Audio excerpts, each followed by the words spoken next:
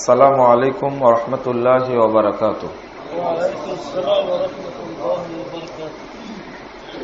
আলহামদুলিল্লাহি ওয়াহদাহু ওয়াসসালাতু ওয়াসসালামু আলা মান লা নাবিয়্যা বা'দা।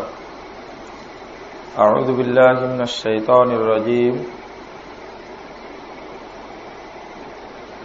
ওয়ালা তাস্তাবিল হাসানাতু ওয়ালা তাস্তাবিল তাইয়্যিব আল খাবিস ওয়াত তাইয়্যিব ওয়ালাউ আ'জাবাকা কাসরাতুল খাবিস। النعمان بن قوقل رضي الله عنه قال سألت رسول الله صلى الله عليه وسلم إذا صليت المكتوبة وأحللت الحلال وحرمت الحرام أفأدخل الجنة قال نعم رواه مسلم। সম্মানিত মুসল্লিবৃন্দ, বাদ জহর আমরা দুটি কথা বলার এবং শোনার সুযোগ পেয়েছি, এই জন্য আল্লাহ শুকরিয়া আদায় করি, আলহামদুলিল্লাহ।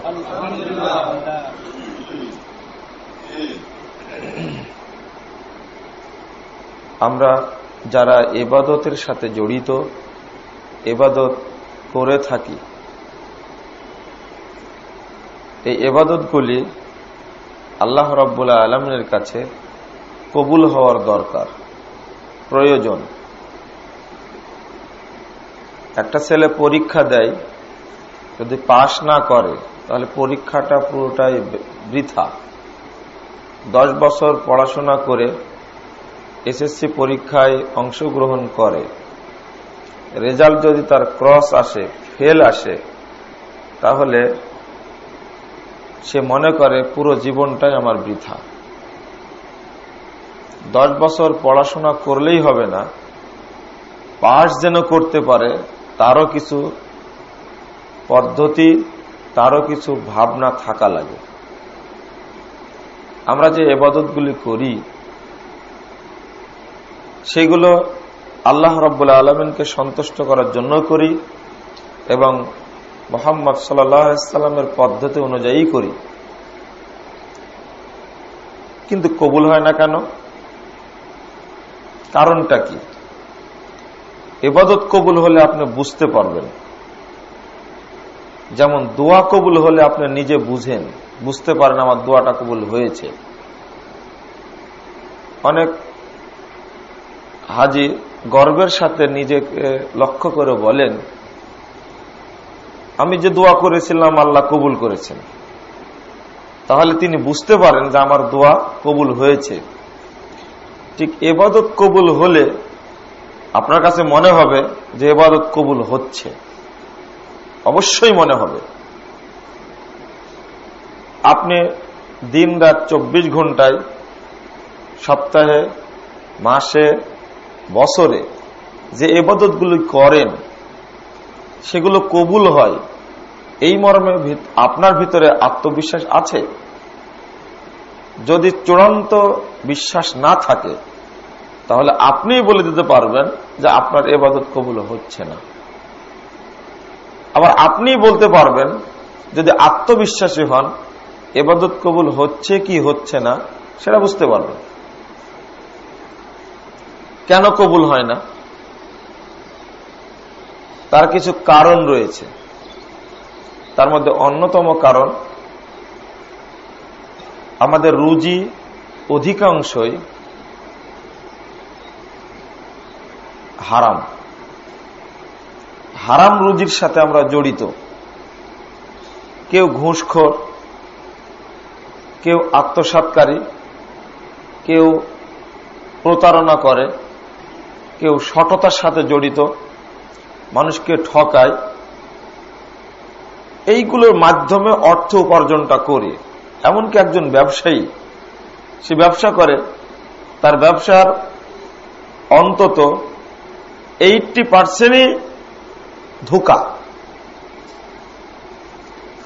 অথচ মুহাম্মদুর রাসূলুল্লাহ সাল্লাল্লাহু আলাইহি ওয়াসাল্লাম বলছেন, ব্যবসার মূলনীতি সম্পর্কে বলতে গিয়ে বলছেন, মান গাশশানা ফালাইসা মিন্না, যে ব্যক্তি আমাদের সঙ্গে প্রতারণা করবে ওই ব্যক্তি আমার উম্মতের অন্তর্ভুক্ত নয়, এটা ব্যবসার সাথেই সংশ্লিষ্ট। আপনারা আমরা মনে করি হাদিস কুরআন হয়তো শুধু সালাত, সিয়াম, হজের পক্ষে আছে, জাকাতের পক্ষে আছে, ব্যবসার পক্ষে নেই। এই হাদিসটা 2770 নম্বর হাদিস, মিশকাতের মধ্যে পাওয়া যাবে, কিতাবুল বুয়ুর মধ্যে। রাসূল সাল্লাল্লাহু আলাইহি ওয়াসাল্লাম একদিন বাজারের পাশ দিয়ে যাচ্ছেন, একটা বস্তার মধ্যে হাত ঢুকে দিলেন, দিয়ে হাতটি বের করে দেখলেন যে উপরের মালগুলো শুকনা আর নিচের গুলো ভেজা। বের করে বললেন, কি ব্যাপার, উপরে একরকম নিচে একরকম কেন?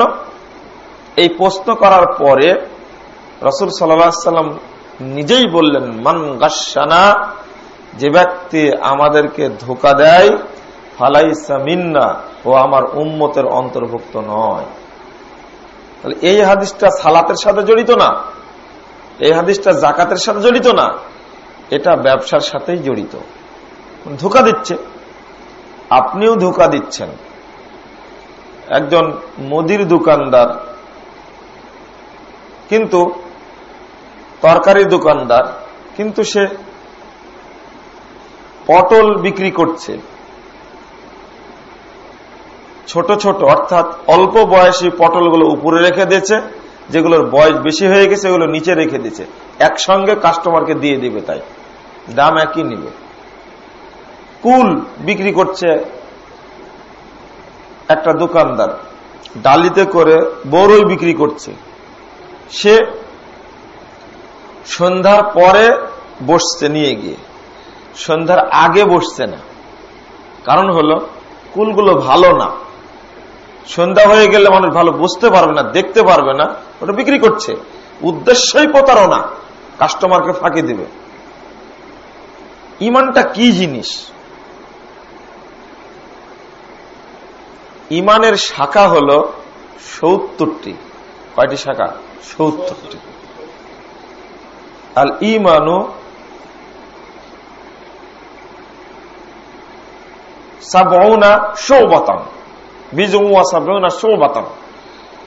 ইমানের 70টি শাখা রয়েছে। আফজালুহা কওলু লা ইলাহা ইল্লাল্লাহ। এই 70টি শাখার মধ্যে সবচেয়ে উত্তম শাখা হলো লা ইলাহা ইল্লাল্লাহ বলা। ওয়া আদনাহা ইমাতাতুল আযা আনিত তরিক। আর সবচেয়ে ছোট শাখাটা হলো, ছোট ভাগটা হলো রাস্তা থেকে কষ্টদায়ক বস্তু সরিয়ে দেওয়া। রাসূল সাল্লাল্লাহু আলাইহি ওয়াসাল্লাম বলেছেন, যে ব্যক্তি কষ্টদায়ক বস্তু সরিয়ে দিল, ওই ব্যক্তি যেন জান্নাতে প্রবেশ করবে। এবার আপনি বলেন যে ইমানের অনেকগুলো শাখা আছে, কিন্তু ওই ব্যক্তি ব্যবসা করছে, এটা সবচেয়ে ছোট শাখা নয়। সবচেয়ে ছোট শাখা হলো রাস্তা থেকে কষ্টদায়ক বস্তু সরিয়ে ফেলা। তাহলে নিঃসন্দেহে এটা দোকানদারি করতে গিয়ে যে কাজটা আমি করছি, এটা ওই শাখার অন্তর্ভুক্ত নয়। যদি আমি কাস্টমারকে বলে ব্যবসাটা করতাম, তাহলে এটি ইমানের একটা শাখা। আপনি এই মোড় থেকে এখানে একটা রিকশায় এসে নামলেন, নামার পরে আপনি রিকশাওয়ালাকে টাকা দিবেন, 10 টাকা রিকশা ভাড়া। দুইটা 10 টাকার নোট আছে আপনার কাছে, একটা খুব কড়কড়ে আর একটা আছে ময়লাযুক্ত। আপনি কোনটা দিবেন রিকশাওয়ালাকে? নিঃসন্দেহে ময়লাযুক্তটা দিবেন। তাহলে এটা একটা ইমানের শাখা। যদি আপনি রিকশাওয়ালাকে আপনার পছন্দের টাকাটা দেন, তাহলে বুঝবেন ইমানের যতগুলো শাখা আছে একটা শাখা আপনার মধ্যে আছে। যদি আপনি দেন ময়লাযুক্ত, তাহলে ওই শাখাটা আপনার মধ্যে নেই। আপনি বুঝলেন একটা জিনিস, কিন্তু করলেন না। নিঃসন্দেহে আপনার কাছে যদি ওই ভালো টাকাটা পছন্দনীয় হয়, আপনার রিকশাওয়ালা ভাইয়ের কাছেও আছে ওইটা পছন্দ, ওইটা দেন আপনি। তাহলে আপনি বুঝতে পারবেন যে ইমানের শাখা কাকে বলে। একটা টাকায় টেপ মারা আছে, কস্টেপ মারা আছে, 500 টাকার নোট। আপনার বিশ্বাস এটা দোকানদার বুঝতে পারলে টাকাটা নিবে না। এরপরেও একটা কাপড় কিনে ওই টাকাটা দিচ্ছেন, টাকাটা নিয়ে সঙ্গে সঙ্গে তার তবিলে রেখে দিল। আপনি খুব দ্রুত কাপড়টা নিয়ে ফেরত আসলেন। উদ্দেশ্য হলো যদি টাকাটা নজর পড়ে তাহলে টাকাটা আমাকে ফেরত দিবে। তাহলে বলেন, শুধু দোকানদারি ধোঁকাবাজ না, আপনি কাস্টমার, আপনিও প্রতারক একজন। আপনার মধ্যে যদি একটু ন্যূনতম ঈমান থাকে, আপনি বলবেন দোকানদারকে, ভাই টাকাটা চালানো যাবে না, দেখেন তো একটু কষ্টে মারা। যদি এটা বলে টাকাটা দেন, ওই লোকের হৃদয়ে ইলহাম করার মালিক আপনি না আল্লাহ? আল্লাহ। তো বলতে পারলেন না কেন? এটা বলতে না পারাটা এক ত্রুটি। এক, আপনি দ্রুত দিয়ে চলে আসাটা আর এক ত্রুটি। আপনার মনে আর একটি কথা আছে, তৃতীয় নম্বর ত্রুটি আছে। একটু যাওয়ার পরে যদি জিজ্ঞেস করে যে আপনি তো এই টাকা দেন, এটা চলবে না, তখন আপনি বলার আগে যে প্রস্তুতি নিয়েছেন এই মারবে না, এটা তো আমি দিইনি, আপনি রেডি। এই জন্য আপনি প্রস্তুত যে যদি একটু চলে যাওয়ার পরে আবার ডেকে বলে, একদিন তো দূরের কথা, 2 দিন তো দূরের কথা, 10 মিনিট পরে যদি আপনাকে বলে, আপনি রেডি হয়ে মরবে যে না, এই টাকা তো আমি দেইনি। তাহলে আপনার কাছে ঈমান কতটুকু দুর্বল আপনি নিজে ভেবে দেখুন। একটা ছেঁড়া টাকা নিয়ে গিয়ে আপনার ছেলে বাজার করে নিয়ে চলে এসেছে, ধরুন 500 টাকায় একটা জিনিস কিনে নিয়ে চলে এসেছে, 10 কেজি চাল কিনে নিয়ে চলে এসেছে, কিন্তু ছেঁড়া টাকা দিয়ে নিয়ে যখন আসছে, ছেলেটাকে আপনি খুব বাহাবা দিচ্ছেন, ধন্যবাদ, বেটা জীবনে কিছু করে খেতে পারবে। দেখেন, আপনি নিজেও প্রতারক, আপনার ছেলেটাও প্রতারক। আমি আপনাদের হয়তো ঈমানের শাখাটা বুঝাতে পারছি না। আমি বলতে চেয়েছি, আফজালুহা কওলু লা ইলাহা ইল্লাল্লাহ, সর্বোত্তম শাখা কোনটা? লা ইলাহা ইল্লাল্লাহ বলা। আর সবচেয়ে নিম্ন শাখা কোনটা? রাস্তা একটা ইট পড়েছিল, তুলে ফেলে দিলেন, এটা নিম্ন শাখা। তাহলে মাঝখানে যে শাখাগুলো আছে, তাহলে কত দামি এগুলো। ওই যে না ঠকিয়ে বললেন, দেখেন তো টাকাটা চলে কিনা, এটা ঈমানের শাখা। আপনার ছেলেকে বলছেন, এই আব্বু তোমার এই টাকনুর নিচে কাপড় পরতে হয় না, তুলো, এটা ঈমানের শাখা। আপনি বলেন ছেলেটাকে, ঘরে ঢুকছে, সালাম দিচ্ছে, সালাম না দিয়ে ঢুকছে, আপনি বলেন আব্বু সালাম না দিয়ে ঢুকতে হয় না, তুমি ফেরত যাও, ঢোকার সময় বলো আসসালামু আলাইকুম, এটা শাখা একটা। হাদিস তো বারবার শুনলাম, বুঝলাম কি শাখা বলতে কি বোঝানো হলো, আমি কোন জায়গায় দুর্বল? প্রত্যেকটি শাখা হিসাব করুন। আমি যেটা বলতে চাচ্ছিলাম, মূল কথা যেটা, এই যে প্রতারণটা করলাম, প্রতারণার মাধ্যমে অর্জিত সম্পদ যদি আমি ভক্ষণ করি, আর কাবা ঘরে গিয়ে যদি আপনি 50,000 বছর ইবাদত করেন, কবুল হবে? কোনোদিনই না, কোনোদিনই না। ওই টাকা আবার ফেরত দিতে হবে দোকানদারকে। আমি বুঝতে পারিনি। আল্লাহ বলছেন মুহাম্মদ সাল্লাল্লাহু আলাইহি ওয়াসাল্লামকে লক্ষ্য করে, সূরা মায়েদা 100 নম্বর আয়াত, ওয়ালা তাস্তাবিল খাবিস ওয়াত তাইয়্যিব, হে মুহাম্মদ সাল্লাল্লাহু আলাইহি ওয়াসাল্লাম, পবিত্র জিনিস আর অপবিত্র জিনিস এক সমান নয়। শোনো, কোনটা পবিত্র আর কোনটা অপবিত্র তুমি বুঝছো, এই দুইটা জিনিস কিন্তু একরকম নয়। ওয়ালাউ আজাবাকা কাসরাতুল খাবিস, যদিও তোমাকে অপবিত্রর ছয়লাভে তোমাকে আকৃষ্ট করে দেয়, তবুও কিন্তু এক জিনিস নয়। আপনাকে সুদের কথা বললেই আপনি ভাবেন, আরে গোটা দেশের মানুষ সুদ খাচ্ছে, তাতে কিছু হয় না, আর আপনি এত বকাবকি করেন কেন? আব্বা থামেন তো, বলেন না তো, গোটা দেশে চলছে এটা ব্যবসাটা, আমি করলে সমস্যা কি? বাপ একটু তাকওয়াশীল, বাপ বলছে যে বেটা এই ব্যবসা করতে হবে না, এটার হারাম ব্যবসা। তখন ছেলে বলছে থামেন তো, আরে রাখেন তো, আপনি বর্তমান যুগ সম্পর্কে জ্ঞান রাখেন, এই ব্যবসা না করলে তো চলাই যাবে না, গোটা দেশের মানুষ করছে। দেখেন, বাপের মধ্যে ঈমানের একটা অংশ আছে, ছেলের মধ্যে তা নেই, বাপকে উল্টা ধমক দিচ্ছে, আরে থামেন তো। এই যে আল্লাহ রাব্বুল আলামিন তার নবী মুহাম্মদ সাল্লাল্লাহু আলাইহি ওয়াসাল্লামকে লক্ষ্য করে বলেছেন, শোনো, অপবিত্র আর পবিত্র এক জিনিস নয়। যদিও গোটা পৃথিবীর মানুষ অপবিত্র জিনিস ভক্ষণ করে, তবু তুমি খেতে পারবে না। বলাও আজাবাকা কাসরাতুল খাবিস, গোটা পৃথিবী ভর্তি হয়ে গেছে সুদে, ঘুষে, সটতায়, ধান্দাবাজিতে, দালালিতে, প্রতারণায় ভর্তি হয়ে গেছে। তাই বলে আপনি প্রতারণা করবেন না। একজন হলেও আল্লাহর পক্ষ থেকে রহমত নাজিল হবে, আপনাকে একাই টিকে থাকতে হবে। আমরা সবাই কিন্তু হারামের মধ্যে নিমজ্জিত। কে হাজি দোকানদার আর কে মুসল্লি দোকানদার, সবার মধ্যে সতর্ক আছে প্রতারণা। প্রতারণার মাধ্যমে সম্পদ অর্জন করছে। মসজিদের সভাপতি পর্যন্ত, সদস্য পর্যন্ত কনস্ট্রাকশনের কাজ করছে, ও এখান থেকে কিছু টাকা মেরে নিল, কমিটি জানতেই পারে না, ভুয়া ভাবসার দিল। এটা স্কুল কলেজে তো হচ্ছে, চেয়ারম্যানও করছে, মেম্বারও করছে, মন্ত্রীও করছে, সচিবও করছে, চারিদিকে সবাই প্রতারণা করছে, কি করে না? কিন্তু এই প্রতারণার ভাগটা, এই নোংরামিটা কত খারাপ জানেন? ওই মন্ত্রী তো আবার ছেলের জন্য হাত তুলে দোয়া করেছে, আল্লাহ আমার ছেলেটা অসুস্থ, তুমি সুস্থ করে দাও। জীবনে সুস্থ হবে? জামাটা অপবিত্র। যে যায় নামাজে বসে ইবাদত করছে, আল্লাহর কাছে দোয়া করছে, ওই যায় নামাজটা ঘুষের টাকার কিনা। ওই যে রোড কন্ট্রাক্ট নিয়েছিল, খরচ হয়েছে 1 কোটি টাকা, কিন্তু ওর সততা করে ভাউচার দিয়েছে 1.5 কোটি টাকা, 50 লাখ টাকায় অনুভব হইত।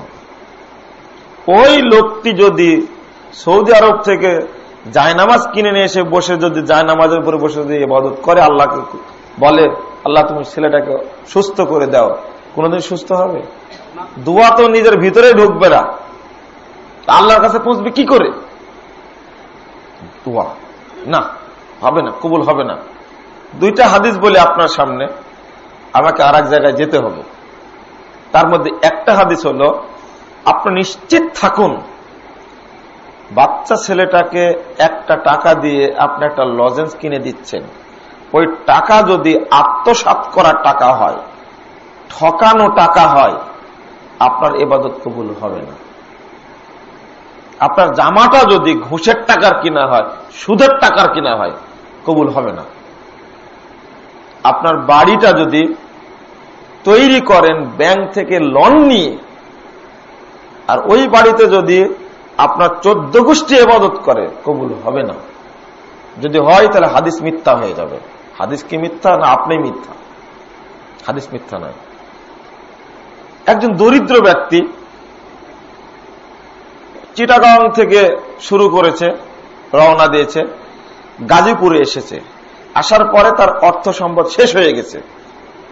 এই ব্যক্তিকে লক্ষ্য করে মুহাম্মদ সাল্লাল্লাহু আলাইহি ওয়াসাল্লাম বলছেন, ইন্নাল্লাহ তাইয়্যিব লা ইয়াকবালুল্লাহু ইল্লা তাইয়্যিবা।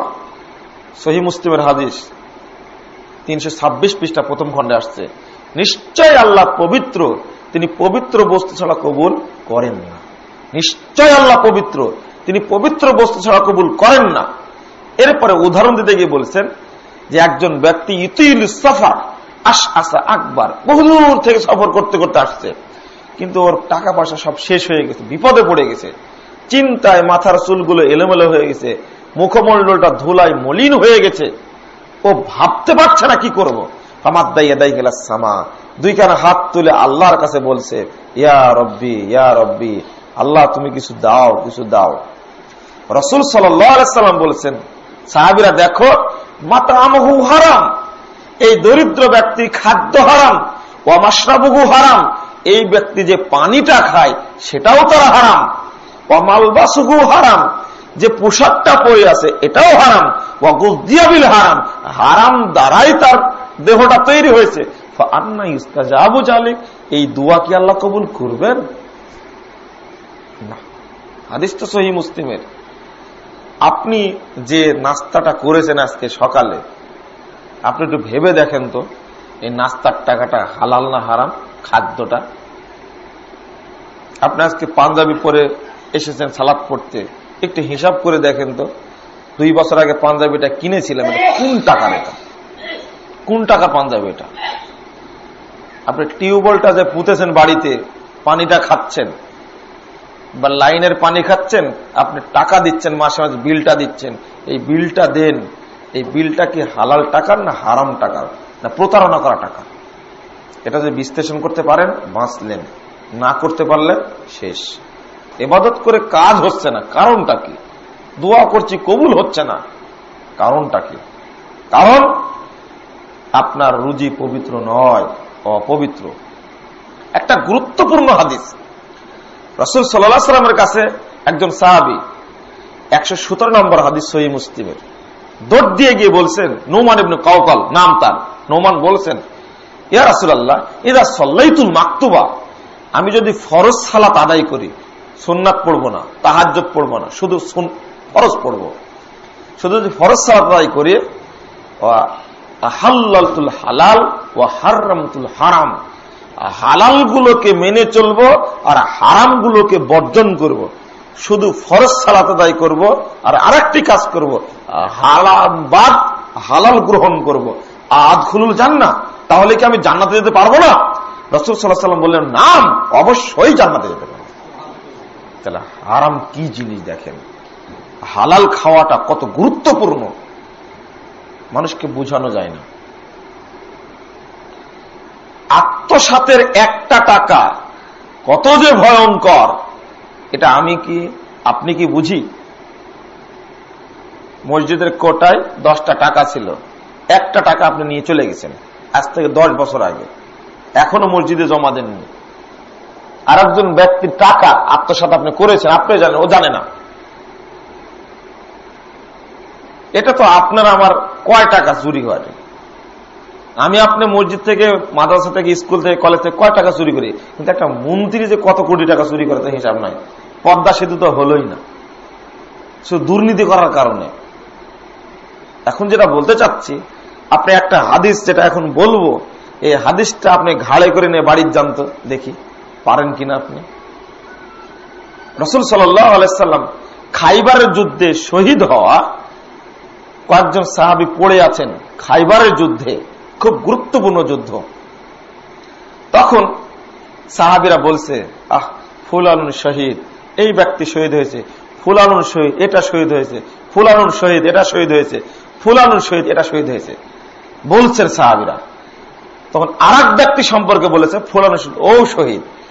বলা মাত্রই আল্লাহ নবী ধমক দিয়ে বলছেন, কাল্লা, আরে ওকে শহীদ বলছো মানে, ইন্নী রাআইতুহু ফিন নার, আমি তাকে জাহান্নামে জ্বলতে দেখছি, আর তোমরা তাকে শহীদ বলছো মানে? একজন সাহাবী যুদ্ধে গেছেন, যুদ্ধে অংশগ্রহণ করেছেন, যুদ্ধে গিয়ে মারা গেছেন তরবারির আঘাতে, আল্লাহ নবী তার সম্পর্কে কি বলছেন? ও জাহান্নাম। সাহাবীরা হতবাক হয়ে গেলেন, ঘটনা কি? তারপরে দেখা গেল তার থলের মধ্যে একটা রুমাল পাওয়া গেল, ছোট্ট একটা রুমাল, পুরাতন। এই রুমালটা এই সাহাবী নিয়েছিলেন গনিমতের মাল থেকে বন্টন করার আগেই। বুঝাতে পারলাম? বন্টন করার আগে একটা রুমাল নিয়েছিলেন সাহাবী, ব্যাগের মধ্যে রেখে দিয়েছেন, দিয়ে যুদ্ধে গেছেন, মারা গেছেন। একজন সাহাবী যুদ্ধে গেছেন, যুদ্ধ করেছেন, মারা গেছেন, সেই সাহাবী সম্পর্কে আল্লাহ নবী বলছেন ওকে আমি জাহান্নামে জ্বলতে দেখি, কারণ একটাই রুমাল। এই অবস্থা দেখে সাহাবীরা যে যা নিয়েছিলেন এমনি হয়তো নিয়েছেন, মসজিদের একটা কাগজ, একটা প্যাড, আমার একটু দরকার মোবাইল নাম্বার লেখার জন্য, চট করে প্যাড থেকে ছিঁড়ে লিখে আপনাকে দিলাম, ঠিকানা নিন, এটাও যে অপরাধ তা তো সাহাবীরা জানতে পারেনি, আপনি বুঝেননি। মসজিদের ইট, একটা ইট আপনার দরকার, বাড়িতে দরকার, আপনি ঘর থেকে নামার সময় ওই জায়গায় দিবেন, একটা ইটের দরকার, আপনি নিয়ে যা রেখে দিয়েছেন। আপনি তো কোনো ভাবেননি যে একটা ইট নিয়ে গেলে সমস্যাটা হবে। আমরা কি ভাবি আসলে? না, ভাবি না, মোটেও ভাবি না। মসজিদের একটু বালি এখানে পড়ে আছে, আপনি মনে করছেন আমার একটু দরকার, বালি আর সিমেন্ট একটু মিশিয়ে দিয়ে আমি বাথরুমে একটা রিং লাগাবো, আপনি নিয়ে চলে গেলেন। আপনি কখনো ভেবেছেন যে এটা একটা বড় অপরাধ? ভাবার তো কথা না। সাহাবায়ে কেরামরা ভাবেননি। এবার এই হাদিস শোনার পরে সাহাবীরা আসছে, ফাজাবি শিরাকিনা ও শিরাকাইন, একজন সাহাবী একটা ফিতা নিয়ে আসছে আর জমা দিচ্ছে, একটা সুতা নিয়ে আসছে আর জমা দিচ্ছে। দেওয়ার পরে বলছে, ইয়া রাসূলুল্লাহ আসাবতুহু মিনাল গনাইম ক্বাবলা মাকসামিন, আল্লাহ নবী এটা দিয়ে গেলাম, এটা গনিমতের মাল থেকে নিয়েছিলাম বন্টন করার আগেই। রাসূল সাল্লাল্লাহু আলাইহি ওয়াসাল্লাম এটা ধরছেন আর বলছেন, ফিতার সুতাটা ধরছেন আর বলছেন, শিরাকুন ফিন্নার ওয়া শিরাকান ফিন্নার, আরে সাহাবীরা তালতাহিউ নারা, এই একটা ফিতাও তোমাকে জাহান্নামে নিয়ে যাবে, এই দুইটা সুতাও তোমাকে জাহান্নামে নিয়ে যাবে। শুধু জাহান্নামে নিয়ে যাবে না, এই সুতাটা তোমাকে পোড়াতে পোড়াতে পোড়াতে একেবারে অঙ্গার বানিয়ে দেবে।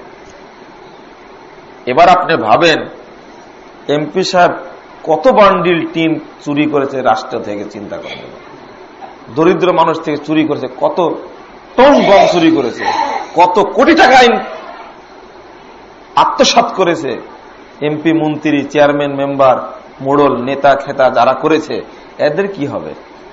এখন এমপি সাহেব একটা কাজ করছে যে যাক, যা হয়েছে হয়েছে, আমি উমরা করে আসি রমজানে গিয়ে। কিয়ামত পর্যন্ত উমরা করলে কোনো কাজ হবে না, আবার আসতে হবে। আসার পরে জাতির কাছে যতটুকু আত্মসাৎ করেছে ওটা ফেরত দিতে হবে, দেওয়ার পরে মানুষের কাছে ক্ষমা নিতে হবে, নিয়ে আবার যেতে হবে। ও, আপনি 10 বছর যাবৎ চেয়ারম্যানগিরি করছেন, 10 বছর আগে আপনি 2 লাখ টাকা চুরি করেছেন, ইউনিয়ন কাউন্সিল থেকে চুরি করেছেন আপনি। 10 বছর পরে যখন ফেরত দিচ্ছেন, ক্ষমা চাইবেন না? 10 বছর আগে যদি আপনার টাকা কেউ ব্যবহার করত, তাহলে প্রতি 100 আপনি সুদ গ্রহণ করতেন না? অবশ্যই। 10 বছর যাবৎ রাষ্ট্রের টাকা আপনি চুরি করে রাখছেন, জনগণের টাকা, ক্ষমা চাইবেন না? শুধু ফেরত দিলে হবে না, জনগণের কাছে ক্ষমাও চাইতে হবে। তারপরে আবার যেতে হবে মক্কায়, গেলে কাজ হবে, নইলে আত্মসাৎ। এটা হাক্কুল ইবাদ। সালাত পড়েননি, কাবা ঘরে গিয়ে ক্ষমা চান, আল্লাহ ক্ষমা করবেন। সিয়াম পালন করেননি, কাবা ঘরে গিয়ে আল্লাহর কাছে বলেন ক্ষমা করবেন। কিন্তু মানুষের মাল আত্মসাৎ করেছেন, আল্লাহ ঠেকা বাঁধেন, এটা আল্লাহ আপনার ক্ষমা করবেন। এটা হাক্কুল ইবাদ, মানুষের হক, এটা মানুষের কাছেই ক্ষমা দিতে হবে, হবে না? বহু হাদিস আছে। আমি আপনাদের অনুরোধ করতে চাই, আমরা আজকে খুব ব্যস্ত হয়ে পড়েছি। দেখেন অনেক মানুষ ব্যস্ত, দেখে চলে গেল না, আসছিল কিছু মানুষ, 2টা কথা বলবো। মানুষ শুধু ব্যস্ত। একটা হাদিস শোনায় আলোচনা শেষ করে দিই। মুহাম্মদ সাল্লাল্লাহু আলাইহি ওয়াসাল্লাম বলছেন, যে হাদিসটা বললাম আমার বক্তব্য নেটে আছে, বিস্তারিত আপনারা শুনে নেবেন। 325 নম্বর 323 নম্বর হাদিস সহিহ মুসলিমের। এখন যে হাদিসটা বলবো, হাদিসটা শুনে আপনারা চলে যান। রাসূল সাল্লাল্লাহু আলাইহি ওয়াসাল্লাম বলছেন, ক্বাল আল্লাহু তাআলা, আল্লাহ তাআলা বলছেন, তাফাররাগ লিইবাদাতি ইয়া ইবনে আদম, আদম সন্তানের বেটারা, আমার জন্য কিছু সময় বের করো, বেশি না, কিছু সময় বের করো। তাফাররাগ, একটু অবসর হও, লিইবাদাতি, আমার ইবাদত করার জন্য কিছু সময় বের করো। যদি বের করো তাহলে কি করব? আমলাকু ইয়াদাকা গিনান, তোমার হাতটাকে, তোমার পারিবারিক অবস্থাটাকে একেবারে ধন সম্পদ দিয়ে আমি একেবারে ভর্তি করে দেব। এটা কে বলছেন? আল্লাহ বলছেন। তুমি আমাদের একটু সময় বের করো, আমি একেবারে অর্থ দ্বারা, প্রাচুর্য দ্বারা, ধন সম্পদ দ্বারা তোমার পরিবারকে একেবারে ভর্তি করে দেবে। কে বলছেন? এটা আল্লাহ বলছেন। তারপরে বলছেন, ও আসুদ্দু ফাকরা, যত তোমার সমস্যা আছে, যত তোমার দরিদ্রতার পথ আছে, সব পথগুলোকে আমি আল্লাহ বন্ধ করে দেব। কে বলছেন? এটা আল্লাহ বলছেন। ওয়াইল্লা তাফআল, যদি ইবাদতের জন্য সময় বের না করো, তাহলে আমলা ইয়াদাকা শুগলা, তোমাকে এবং তোমার পরিবারকে, দোকানকে, তোমার জীবনটাকে ব্যস্ততা দ্বারা একবারে ভর্তি করে দেবে। আপনি বলবেন আজকে একটা প্রোগ্রাম আছে, তুমি আসো, বলা মাত্র বলবে কি জানেন? ভাই আজকের দিনটা খুব ব্যস্ত, মানে কোনদিন ও অবসর হতে পারবে না। আল্লাহ বলছেন যে এটা বিশ্বাস হয় না? আল্লাহ বলছেন ও কোনদিন অবসর হবে না। 1 কোটি টাকা অর্জন করলে ও আর 1 কোটি টাকার জন্য ব্যস্ত থাকবে। সালাত পড়তে আসবে, দেখবেন এত তাড়াহুড়া করছে, ইমাম সাহেব খুতবা দিচ্ছে তো 2 মিনিট একটু বেড়ে গেছে, সালামের পরে বলবে, ইমাম সাহেব আপনি আজকে 2 মিনিট পরে কেন খুতবা শেষ করলেন, এই অনুমতি আপনাকে কে দিয়েছে? মানুষ ব্যস্ত, বুঝেন না? ও ব্যস্ত থাকবেই। আল্লাহ যে বলছেন ওকে ব্যস্ত রাখবে, এটা বিশ্বাস করেন, এটা আল্লাহর বাণী। যদি ইবাদতের জন্য সময় বের না করেন, আল্লাহ বলেছেন আমলুক ইয়া দেখা শুকলান, তোমাকে, তোমার পরিবারকে, তোমার ব্যবসায় গোটা জীবনটাকে ব্যস্ততা আমি ভর্তি করে দেব। ওয়ালাম আসুদ্দু ফাকরাক, আমি আল্লাহ তোমার দরিদ্রতার কোনো পথ বন্ধ করব না, সব পথ খুলে রাখবো।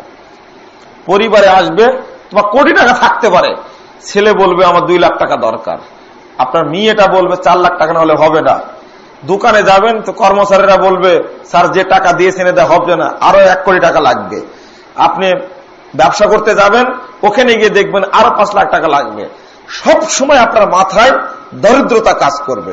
যদি আপনি অনেক টাকার মালিক, চারিদিক থেকে আপনার টাকা চাইবে। আল্লাহ যে বলছেন আমলুকু ইয়াদাকা শুকলাম, লাম আসুদ্দু ফাকরাক, তোমার দরিদ্রতার পথ আমি বন্ধ করব না সব সময়। একজন লোক 4000 কোটি টাকার কথা আমাকে বলছেন যে একটু আমার জন্য দোয়া করেন, 4000 কোটি টাকা আটকে আছে, যদি টাকাটা আমার কাছে চলে আসে, আমি যদি পেয়ে যাই, তাহলে এখান থেকে কিছু এতিমখানায় দান করব। বলুন দেখি এই লোকটা কত হাজার কোটি টাকার মালিক? তাহলে আটকে আছে 4000 কোটি টাকা। আমাদের ঋণ কত আছে আপনার? ঋণই আছে আমার মোটামুটি 8000 কোটি টাকা। আচ্ছা, ওর দরিদ্রতার পথ কোনদিন বন্ধ হবে আপনি মনে করেন? আপনি যে না। এক লোক বলছে কারখানা, রডের কারখানা, প্রতিদিন আমার লস হচ্ছে 2 লাখ টাকা, প্রতিদিন লস হচ্ছে 2 লাখ টাকা। যদি ব্যবসাটা বন্ধ করে দিই, তাহলে প্রতিদিনের হিসাব করলে আমার লস হবে প্রায় 50 লাখ টাকা বন্ধ করে দিলে। আর এমনি লস হচ্ছে 2 লাখ টাকা প্রতিদিন। আপনি এবার বলেন যে এই লোকটা যত হাজার কোটি টাকার মালিক হোক না কেন, ওর দরিদ্রতার পথ বন্ধ হবে কোনোদিন? কোনোদিন হবে না। দেখছেন, এইভাবে মানুষকে আল্লাহ দরিদ্রতার মধ্যে রেখে দেয়, এইভাবে রেখে দেয়। আপনাদেরকে এই হাদিসটা বুঝাতে পারছি না। তুমি 10 মিনিট সময় বের করতে পারো না জোহরের সালাতটা আদায় করার জন্য, বলো যে ব্যস্ত, সারা মাস ব্যস্ত, সারা বছর ব্যস্ত। গ্রামে একটা প্রোগ্রাম হচ্ছে, আজকের দিনটা সময় দিবেন, তো বদমাশ বলছে কি জানেন, যে আজকে খুব ব্যস্ত, আসতে পারবে না। বলছে খুব ব্যস্ত আজকে, সারা বছর কাজ করছে, ও সারা বছর 24 ঘন্টা সময় দিচ্ছে, ও একদিন প্রোগ্রাম। কিন্তু এই লোকটি আবার ওই সেন্ট মার্টিনের শিক্ষা সফরে যাবে, বনভোজনে যাবে, ও আবার 10 দিন সময় নিয়ে যাচ্ছে, ভলভো গাড়ি নিয়ে যাচ্ছে। চিন্তা করা যায়? একদিন সময় চাইলেন, মাত্র শুধু প্রধান বক্তার ওয়াজটা আপনি শুনবেন, উনি 1 ঘন্টা আলোচনা রাখবে। ও বলছে কি জানেন, আমি খুব ব্যস্ত। না, আপনার যিনি ব্যস্ততা কমান, আল্লাহর উপরে ভরসা করেন, অবশ্যই আল্লাহর কথায় চূড়ান্ত, আপনার দাবি মিথ্যা। রিকশাওয়ালাও যেটা ইনকাম করে, সালাত আদায় করে, আল্লাহকে সময় দিয়ে কাজ করে, ও দুমুঠো ভাত নিয়ে এসে স্ত্রী ছেলে মেয়ের সঙ্গে খেয়ে শান্তিতে ঘুমায়, আবার সকালে রিকশা নিয়ে বেরিয়ে যায়, তার মতো শান্তিতে কেউ নেই। কোটি টাকা অর্জনের শান্তি পাওয়া যাবে না। আল্লাহ, তুমি আমাদেরকে পবিত্র রুজি উপার্জনের মাধ্যমে দিন যাপন করার তৌফিক দান করো, আমিন। আল্লাহ, তুমি আমাদেরকে আল্লাহর জন্য সময় ব্যয় করার তৌফিক দান করো, আল্লাহুম্মা আমিন। আকুল কাউলি হাদা, আস্তাগফিরুল্লাহ ওয়া লাকুম ওয়া লিসাইরিল মুসলিমিন। ওয়াসসালামু আলাইকুম ওয়া রাহমাতুল্লাহি ওয়া বারাকাতুহু।